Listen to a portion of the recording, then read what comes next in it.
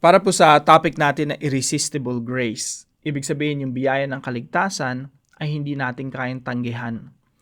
Now, may mga Kristiyano po na naniniwala na yung pagliligtas ng Diyos sa atin, yung ino-offer ng Diyos na kaligtasan sa atin ay pwede nating tanggihan. Ibig sabihin, pwede kang ligawan ni Lord, pero pwede mong i-reject. Sabi mo, busted ka, no? Pwede nating busted din si Lord. May mga ganun po mga Kristiyano and I respect them, no? Kung yun ang paniniwala nila. Pero ako po, personally, naniniwala ako sa irresistible grace. Naniniwala ako na yung biyaya ng kaligtasan, kapag in-offer sa iyo ng Diyos yan, walang ibang sagot kundi oo. Kasi unang-una, ang in-offer sa iyo ng Diyos, kaligtasan. Ang in-offer sa iyo ng Diyos, everything to gain. Walang mawawala sa iyo eh. You have everything to gain. Pero pag tinanggihan mo yung biyaya ng kaligtasan, you have everything to lose. Lahat mawawala sa iyo. Eternal life mawawala sa iyo. So, kahit gamitan natin ng common sense, sinong tatanggi sa pag-ibig ng Diyos? Sinong tatanggi sa biyaya ng Diyos? Now, pero ako po, hindi naman yun ang ina-argue ko, hindi yung pundasyon ng argument ko. Ang pundasyon ng argument ko kung bakit naniniwala ako sa irresistible grace.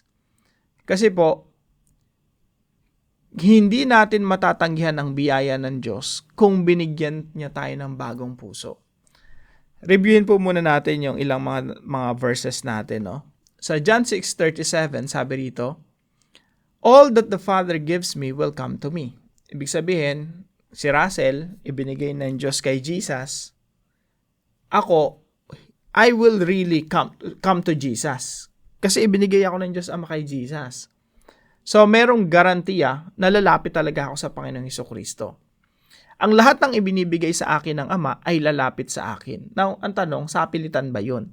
Inilapit ba ako ng Diyos Ama kay Kristo ng sapilitan na para bang nakaposas, you don't have any choice but to follow the will of the Father? Ganun ba yun? Hindi po eh. Kaya ako lumapit sa Panginoong Hesukristo dahil inilapit ako ng Diyos Ama. Pero ang kaparaanan ng Diyos Ama para ilapit ako kay Kristo ay bigyan ako ng bagong puso. Yung bagong puso ko, willingly, gustong lumapit sa Panginoong Hesukristo at magsuko ng buhay sa Panginoong Hesukristo. Again, yan po ay matatagpuan sa Ezekiel 36:26-27. Sabi rito, "I will give you a new heart." Bibigyan tayo ng bagong puso. Verse 27, "I will put my spirit within you and cause you to walk in my statutes and be careful to obey my rules." So, binigyan tayo ng bagong puso, binigyan tayo ng Espiritu ng Diyos sa atin upang tayo'y sumunod sa ating Panginoong Hesukristo. Upang manampalataya tayo sa mensahe ng Ebanghelyo na nagpapahayag ng pagliligtas ng ating Panginoong Hesukristo. Now, kaya po ang isang tunay na Kristiyano, hindi niya kayang tanggihan yung biyaya ng kaligtasan at pag-ibig ng Diyos kasi meron na tayong bagong puso. At yung bagong puso na yan, walang ibang gusto kundi ang Diyos at ang kaligtasan. At walang ibang gusto kundi tanggapin ang Ebanghelyo. So, naniniwala po ako sa irresistible grace based on that. Pero wala po siyang sapilitan. Hindi po tayo pinilit ng Diyos against our will. Again, yung will natin, kumilos yung Diyos sa ating will, yung willingness natin, no? Kumilos yung Diyos sa atin para maging willing tayo. Kaya hindi tayo pinilit ng Diyos against our will eh. So, sabi po dito sa Philippians chapter 2 verse 13, "For it is God who works in you both to will and to work for His good pleasure." Kahit yung pagnanais natin, pagkilos ng Diyos, bigyan tayo ng bagong puso ng Diyos upang naisin natin si Kristo. Again, wala pong pilitan doon, walang sapilitan, kundi binigyan tayo ng bagong puso to will, maging willing, ibigin ng Panginoon, sumunod sa Panginoon at magpasakop sa Panginoon. Sa Tagalog po, "Sapagkat ang Diyos ang kumikilos sa inyo upang inyong naisin at isagawa ang kanyang kalooban." Napakaganda po, ano? Kasi po yung kasalanan ng tao, iba po yan eh. Talagang yung mismong pagnanais natin ayaw sa Diyos. Kaya kailangan natin na magkaroon ng bagong puso. Now, kung ikaw ay isang tao na ninanais si Kristo, kung ikaw ay isang taong ang desire mo, yung pagnanais mo, sumunod, magpasakop sa Panginoong Jesucristo, ibigin si Kristo, yan po ay nangangahulugan lamang na ikaw ay meron ng bagong puso. Meron ka ng bagong puso na tumitibok para sa Panginoon. At yung kaligtasan ng Diyos ay irresistible para sa iyo.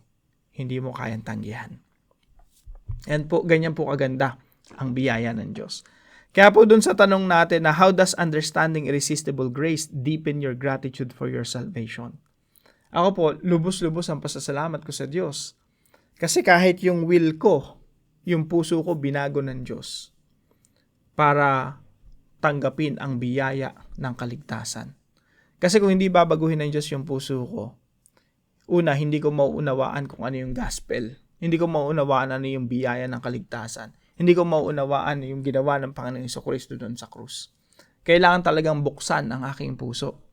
Kagaya po dito sa Acts chapter 16, the Lord opened her heart to pay attention to what was said by Paul. Binuksan ng Panginoon ang kanyang puso upang makinig na mabuti sa mga bagay na sinasabi ni Pablo. Kaya po, kahit anong preaching po ng ebanghelyo, kung hindi binuksan ang iyong puso, you will not understand the gospel and you will not care about the gospel.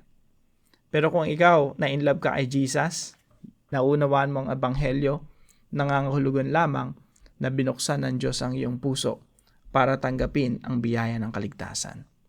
At dahil dyan, mapupuno talaga yung puso natin ng pagpapasalamat, gratitude, na Lord, thank you. Kasi binuksan niyo yung puso ko para maunawaan ang ebanghelyo. So I hope lahat po tayo magkaroon ng deep gratitude dahil sa biyaya ng Diyos sa atin. Magandang umaga po at patuloy tayong pagpalain ng ating Panginoon. See you po tomorrow 5 a.m. dito po sa ating Daily Devotions.